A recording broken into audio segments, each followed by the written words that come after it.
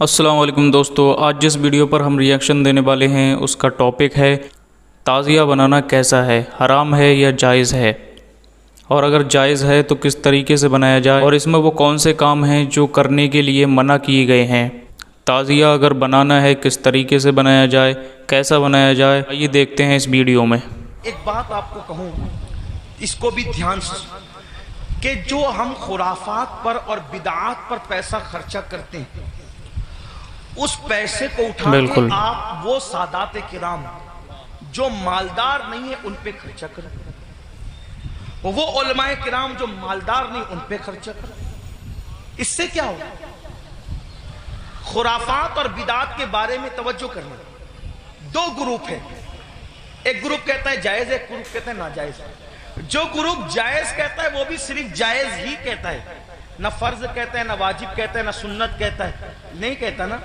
جو جائز ثابت بھی کر لے خرافات کو تو صرف جائز ہی کہہ سکے گا، فرض نہیں کہہ سکے گا، واجب نہیں کہہ سکے گا۔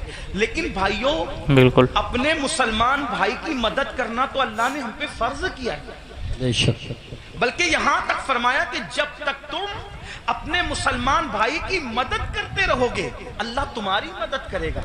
اور آپ کو بتاؤں، خاص طور پہ سادات کی خدمت، وہ جو مالدار نہیں ہیں، مستحق ہیں، یہ نہیں کہتا غریب ہیں، میرے اندر اتنی ہمت نہیں کہ میں کسی سید کو غریب کہوں، لیکن سادات جو مالدار نہیں ہیں، مالدار اگر آپ ان کی خدمت کریں تو ہوگا کیا؟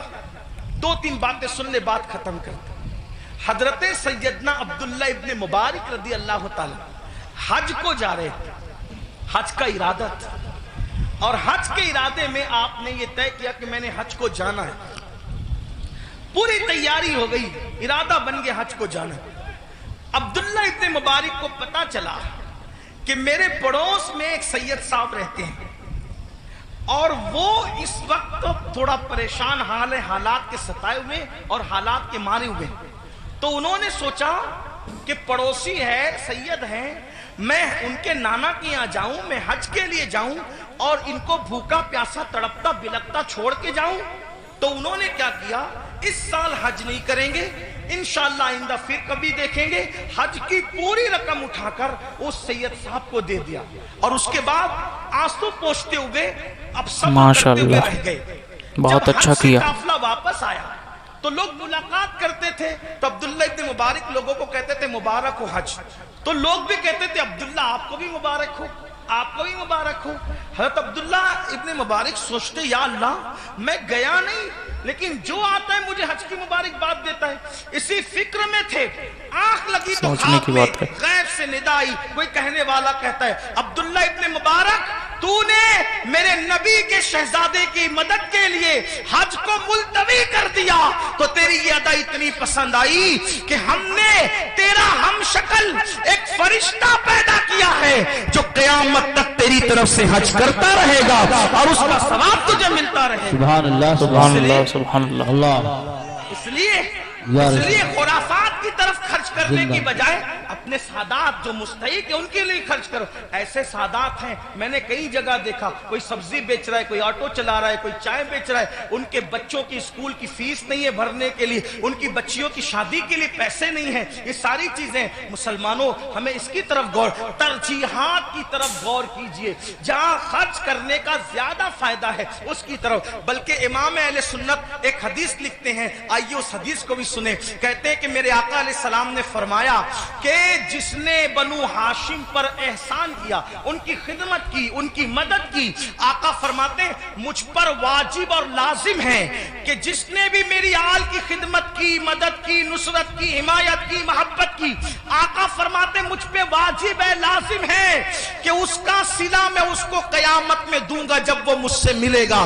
یہ حدیث لکھنے کے بعد میرے امام کہتے ہیں جس کا مفہوم یہ، سنیوں دوڑو اور سادات کی خدمت کر لو، اس لیے کہ نبی کس کس کو ملیں گے کس کس کو نہ ملیں گے الگ عنوان ہے، لیکن جنہوں نے آل نبی کی خدمت کی ہوگی اس سے ملنے کا وعدہ مصطفیٰ جان رحمت فرما رہے ہیں۔ گویا کہ اور لوگ حضور کو ڈھونڈیں گے اور حضور اپنی آل کی خدمت کرنے والے کو صلہ عطا فرما رہے ہوں گے، لقاء کا شرف عطا فرما फरमा रहे होंगे। इसलिए मेरी गुजारिश है, हमने अपने पैसों को, रुपयों को बहुत ज़ाय किया खुराफात पर, बिदआत पर।